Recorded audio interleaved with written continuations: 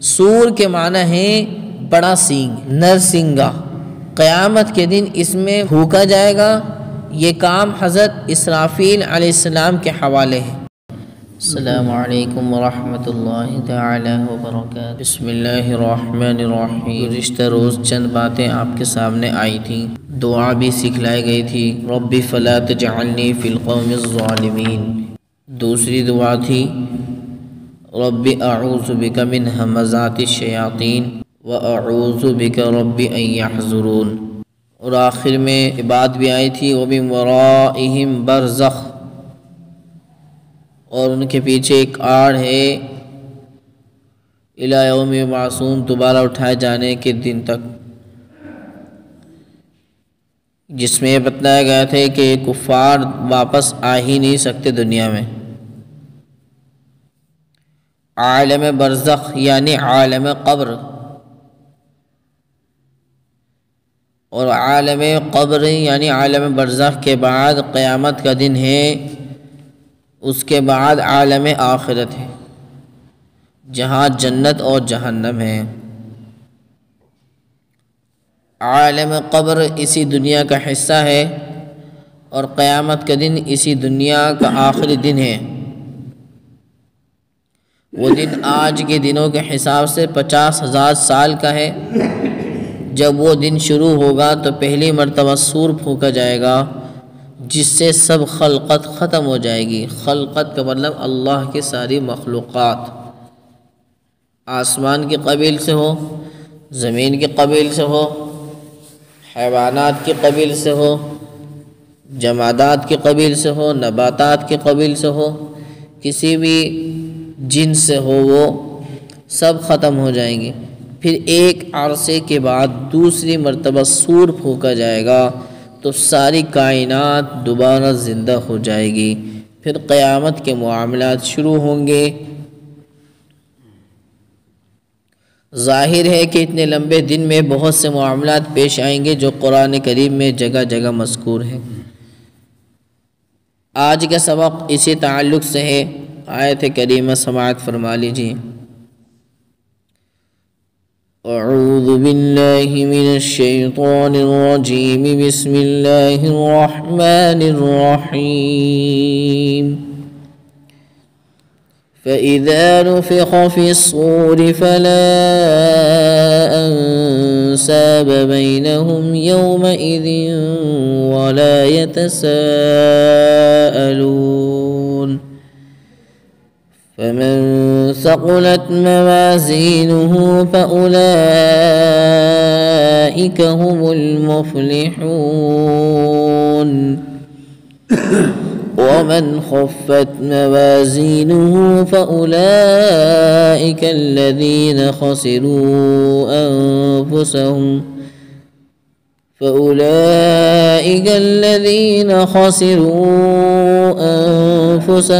فِي جَهَنَّمَ خَالِدُونَ۔ صدق اللہ العظیم۔ سورۃ المؤمنون جو 18 پارے کی سورت ہے، اس کی آیت نمبر 101، 102 اور 103، یہ 3 آیتیں کریمہ تلاوت کی گئی ہیں۔ پہلی بات، اللہ کا پاک ارشاد فَإِذَا نُفِخَ فِي الصُّورِ فَلَا أَنْسَابَ بَيْنَهُمْ يَوْمَئِذٍ وَلَا يَتَسَاءَلُونَ، پس جب سور میں پھونکا جائے گا تو اس دن نہ لوگوں کے درمیان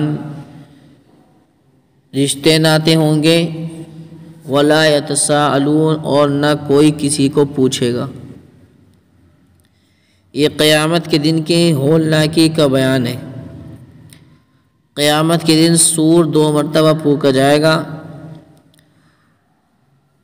پہلی مرتبہ سور پھونکنے کا یہ اثر ہوگا کہ سارا عالم، ساری دنیا، زمین و آسمان اور جو کچھ ان کے درمیان ہے، سب فنا ہو جائیں گے۔ پھر جب دوسری مرتبہ سور پھونکا جائے گا تو سارے مردے زندہ ہو کر کھڑے ہو جائیں گے۔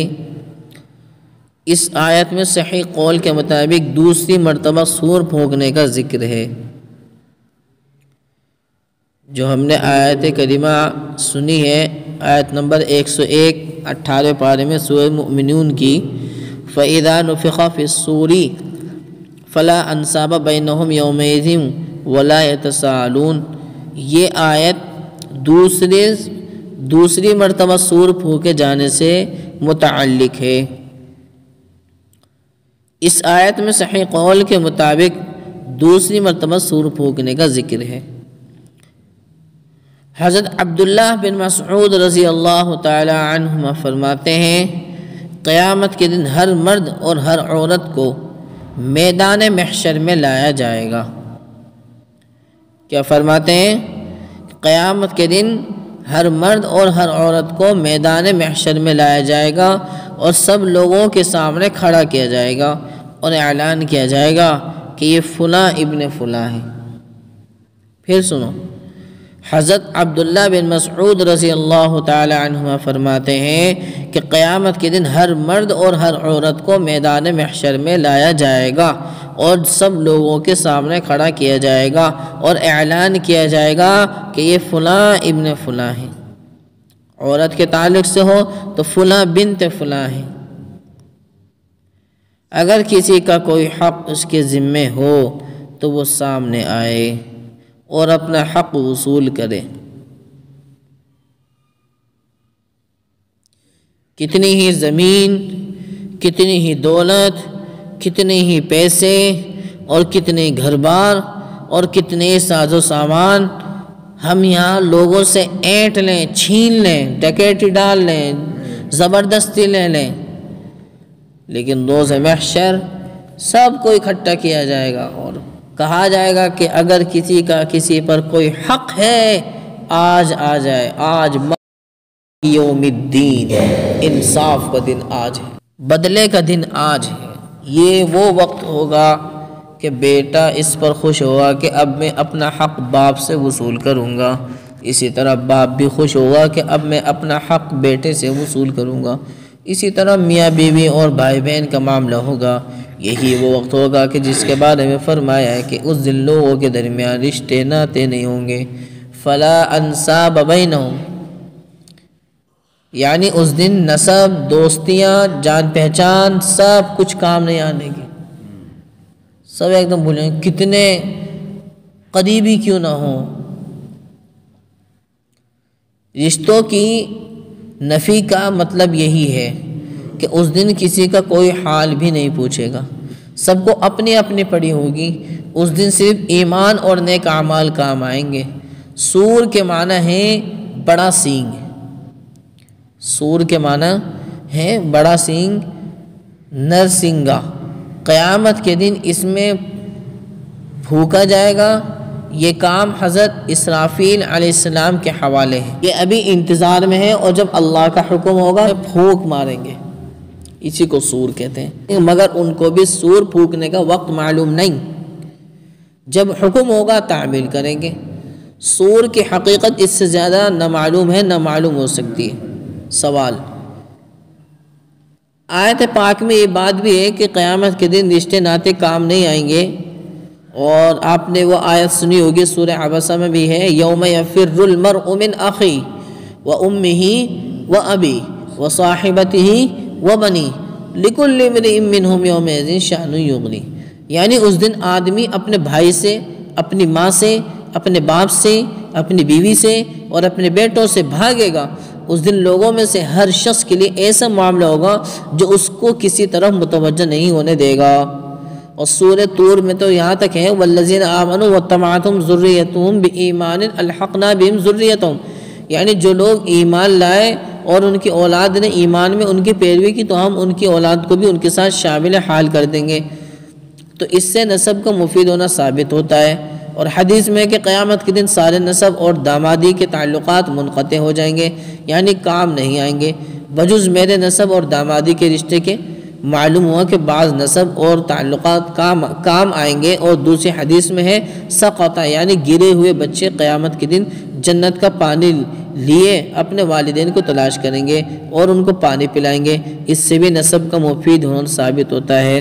اسی طرح اس آیت میں ہے کہ قیامت کے دن کوئی کسی کو نہیں پوچھے گا، کوئی کسی کے کام نہیں آئے گا۔ وَأَقْبَلَ بَعْضُهُمْ عَلَى بَعْضٍ يَتَسَاءَلُونَ یعنی محشر میں لوگ ایک دوسرے سے سوال کریں گے، یعنی حالات پوچھیں گے۔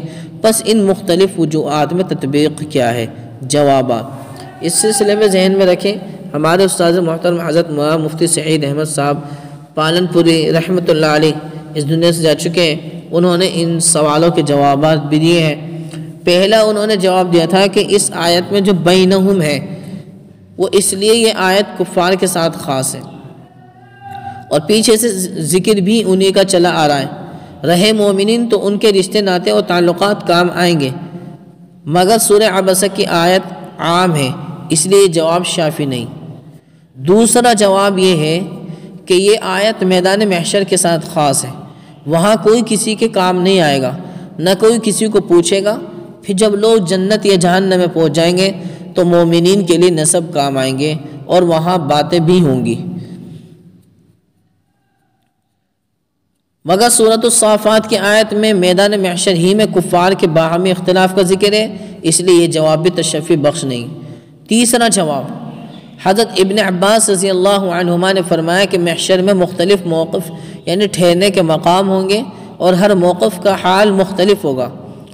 ایک وقت ایسا بھی آئے گا کہ کوئی کسی کے کام نہیں آئے گا، نہ کوئی کسی کو پوچھے گا۔ پھر جب کسی دوسرے موقف میں دہشت اور ہیبت کم ہوگی تو لوگ باہم ایک دوسرے کا حال دریافت کر لیں گے۔ ایک مرفوع روایت سے اس کی تائید ہوتی ہے۔ ابو داؤد شریف میں روایت ہے کہ حضرت عائشہ رضی اللہ تعالی عنہا جہنم کو یاد کر کے رو رہی تھی۔ نبی علیہ السلام نے ان سے وجہ دریافت کی۔ انہوں نے عرض کیا کہ مجھے جہنم یاد آ گئی، میں اس لیے رو پڑی ہوں، کیا آپ حضرات قیامت کے دن اپنے گھر والوں کو یاد کریں گے؟ آپ نے فرمایا 3 جگہ میں کوئی کسی کو یاد نہیں کرے گا۔ یہ بات پہلے بھی آئی تھی آپ کے سامنے۔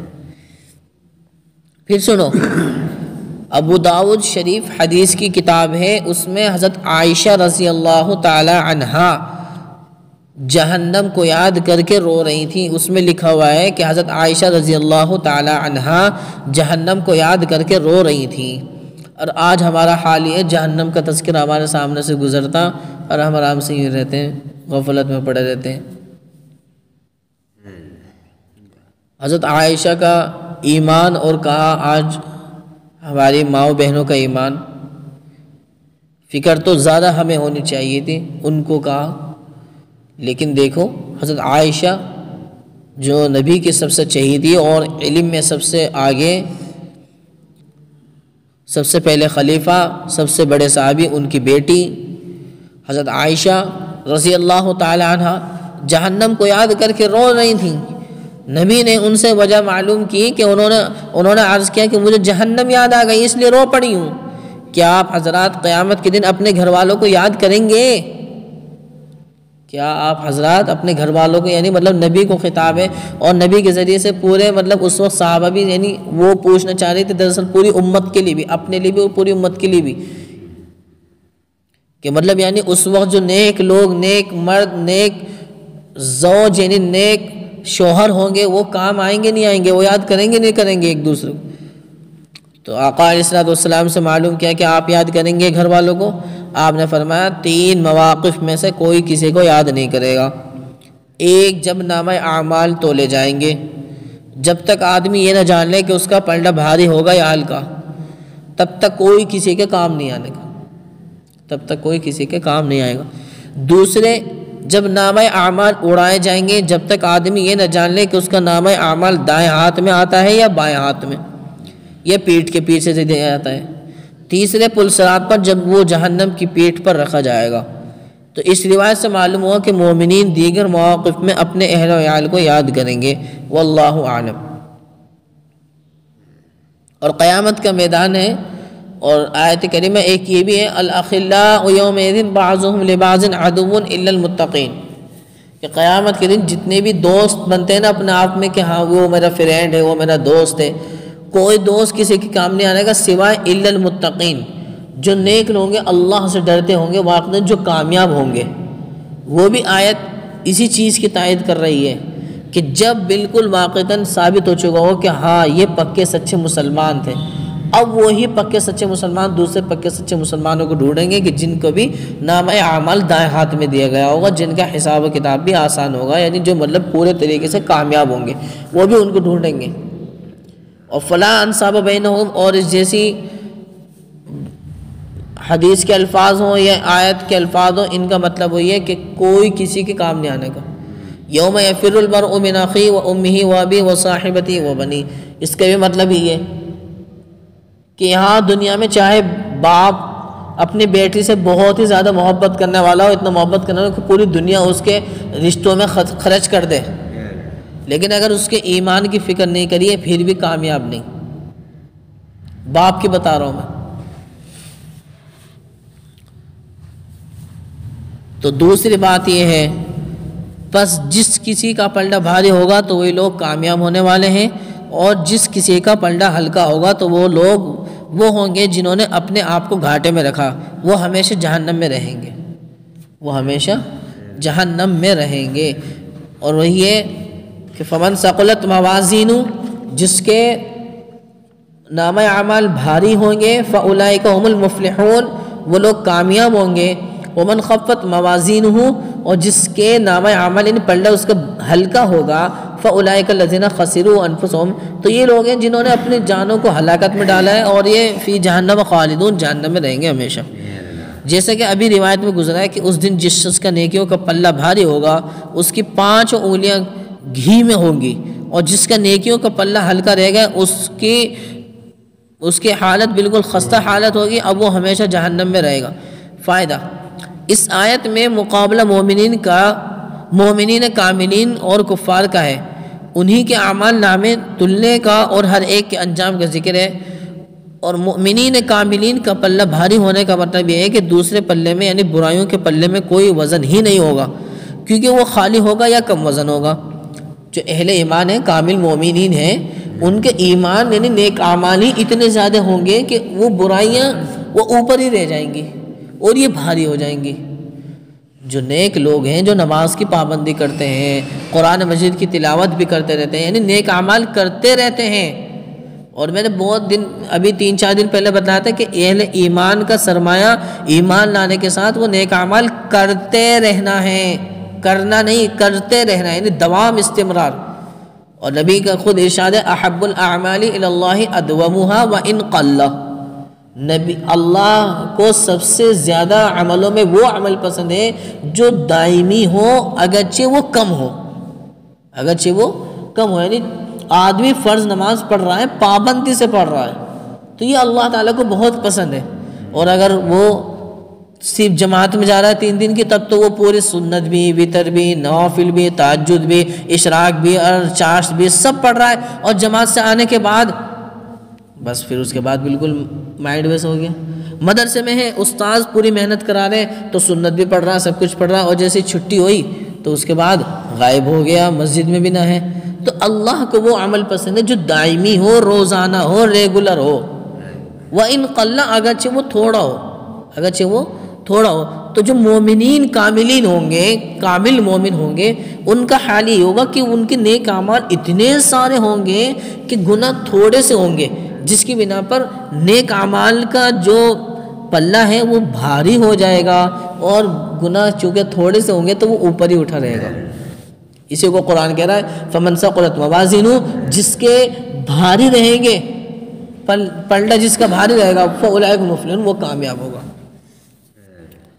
اور کفار کا پلہ ہلکا ہونے کا مطلب یہ ہے کہ نیکیوں کے پلے میں کوئی وزن ہی نہیں ہوگا ان کے، کیونکہ ایمان کی شرط ختم ہے۔ جب ایمان نہیں ہے تو پھر جنت بھی نہیں ملے گی۔ فائدہ، بعض روایت سے معلوم ہوتا ہے کہ خود مومن اور کافر کو تولا جائے گا، کافر کا کوئی وزن نہ ہوگا، خواہ وہ کتنا ہی موٹا تازہ، اور مومن بڑا وزنی ثابت ہوگا، خواہ وہ دبلا پتلا ہو۔ اور بعض روایت سے معلوم ہوتا ہے کہ اعمال نامے تولے جائیں گے، اور بعض سے مفہوم ہوتا ہے کہ اعمال ہی تولے جائیں گے، ان کو محشر میں مجسم کر لیا جائے گا اور تولا جائے گا۔ ان روایت میں کچھ تعارض نہیں، جمع کرنا ممکن ہے۔ اس طرح کے عمل اور اعمال ناموں کو ایک ساتھ تولا جائے، یہ ان میں سے کوئی ایک حقیقت ہو، باقی 2 مجازی تعبیر ہیں۔ سیدھی بات یہ ہے کہ اللہ زیادہ جانتا ہے کہ کاغذ تولے جائیں گے ہمارے، یا رجسٹر تولے جائیں گے، یا ہمیں خود تولا جائے گا، بس اتنا ہے کہ حساب کتاب ہوگا اور انصاف قائم ہوگا۔ آج جتنی لوٹ مار ہو رہی ہے، جتنی ڈکیتی ڈالی جا رہی ہے، سب کا حساب اس دن ہوگا، دن جو بدلے کا دن ہے۔ ابن ابی حاتم رازی نے حضرت ابن عباس رضی اللہ عنہما کا قول نقل کیا ہے کہ قیامت کے دن گناہگار مومنوں کا حساب اس طرح ہوگا کہ جس کی نیکیاں اس کے گناہوں سے بڑھ جائیں گی، خواہ ایک ہی نیکی بڑھے، وہ جنت میں جائے گا۔ مان لو کوئی 15 سال، دیکھو 15 سال یہ ایک علامت وہ بتا رہا ہوں میں، یعنی اگر شریعت کے اعتبار سے 15 سال کا ہو گیا تو وہ بالغ ہو گیا۔ اب بالغ ہونے کے بعد اس نے 1 سال زندگی گزاری، کوئی بھی انسان ہے، اس نے 1 سال زندگی گزاری، یعنی 16 سال کا ہوا پورا۔ اس 1 سال میں اس نے نمازیں پڑھی ہیں، مان لو ہر دن کے اعتبار سے جتنی بھی نمازیں ہو رہی ہیں اتنی، اور اس نے گناہ بھی اتنے کرے ہیں لیکن ایک کم کرا ہے۔ مان لو 100 نمازیں پڑھی ہیں اور گناہ 99 کرے ہیں، تو ابن ابی حاتم کے قول کے مطابق کیا ہے، جو حضرت ابن عباس رضی اللہ تعالیٰ عنہما کا قول نقل کیا ہے کہ قیامت کے دن گناہگار مومنوں کا حساب اس طرح ہوگا کہ جس کی نیکیاں اس کے گناہوں سے بڑھ جائیں گی، خواہ ایک ہی نیکی بڑھے وہ جنت میں جائے گا، اور جس کے گناہ بڑھ جائیں گے خواہ ایک ہی گناہ بڑھے وہ دوزخ میں جائے گا۔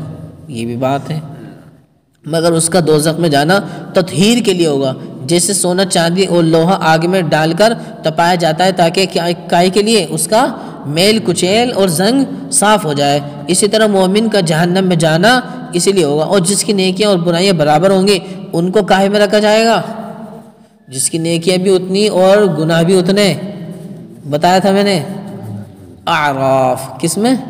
اعراف میں، جو 8ویں پارے میں سورت ہے اعراف۔ جنت ہے، اعراف ہے اور جہنم ہے۔ اور جس کی نیکیاں اور برائیاں برابر ہوں گی تو ان کو اعراف میں رکھا جائے گا، وہ وہاں ایک زمانے تک حکم کے منتظر رہیں گے، بالآخر ان کو بھی جنت میں داخلہ مل جائے گا۔ اور حضرت ابن عباس رضی اللہ عنہما نے یہ بھی فرمایا کہ میزان عمل اتنا صحیح وزن کرے گی کہ ایک رائے کے دانے کے برابر بھی کمی بیشی ہوگی تو پلہ جھک جائے گا، یہ اٹھ جائے گا۔ فَمَن يَعْمَلْ مِثْقَالَ ذَرَّةٍ خَيْرًا يَرَهُ وَمَن يَعْمَلْ مِثْقَالَ ذَرَّةٍ شَرًّا يَرَهُ۔ ذرہ کتنا ہوتا ہے؟ آپ نے گھروں میں دیکھا ہوگا، موخلہ کھلا ہوا ہے، دھوپ کی شعائیں اس میں آ رہی ہیں تو چھوٹے چھوٹے، اس چیز کو بھی ناپا جائے گا۔ قرآن کریم میں عموماً نیک مومنین اور کفار کا حال ذکر کیا جاتا ہے، گناہگار مومنوں کے حال سے سکوت اختیار کیا جاتا ہے، اور اس کی وجہ شاید یہ کہ نزول قرآن کے زمانے میں سبھی مسلمان نیک تھے، کیونکہ وہ صحابہ تھے، سب کبیرہ گناہوں سے پاک تھے، اور اگر کسی سے گناہ ہو گیا تھا تو اس نے توبہ کر لی تھی، اور گناہ سے توبہ کرنے والا ایسا ہو جاتا ہے جیسے اس نے گناہ کیا ہی نہ ہو۔ یہ ان کا تذکرہ اس لیے نہیں کیا جاتا کہ مومن کی شان یہ ہے ہی نہیں کہ اس کے نامہ اعمال میں گناہ باقی رہے۔ اگر مومن سے کوئی گناہ سرزد ہو جاتا ہے تو وہ پہلی فرصت میں توبہ کر لیتا ہے۔ خلطوا عملا صالحا واخر سیئا، اس آیت میں انہی مومن کا تذکرہ ہے۔ خلاصہ یہ ہے آج کے سبق کا، مومن سے کوئی گناہ سرزد ہو جائے تو وہ اس وقت بے چین رہتا ہے جب تک کہ اس کو ندامت کے آنسو سے دھو نہ ڈالے۔ جیسے نماز اگر چھوٹ جائے تو ایک بے چینی سی رہتی ہے، جب تک نماز نہ پڑھے تو سکون ملتا ہی نہیں، تو نماز پڑھ لے تو سکون مل جاتا ہے۔ بہرحال قیامت کا دن بڑا حساب و کتاب کا دن ہے۔ اس دنیا میں کوئی کتنا بڑا بادشاہ، کتنا بڑا طاقتور، کتنا بڑا زبر اور اپنے آپ کو وہ گنڈا سمجھتا ہو سب کچھ، قیامت کے میدان میں ایک رائے کے ذرے کے برابر وہ بھی حساب ہوگا، سب چیزیں تولی جائیں گی اور انصاف قائم ہوگا۔ اللہ تعالی ہمیں بلا حساب و کتاب جنت الفردوس میں اعلیٰ سے اعلیٰ مقام عطا فرمائے۔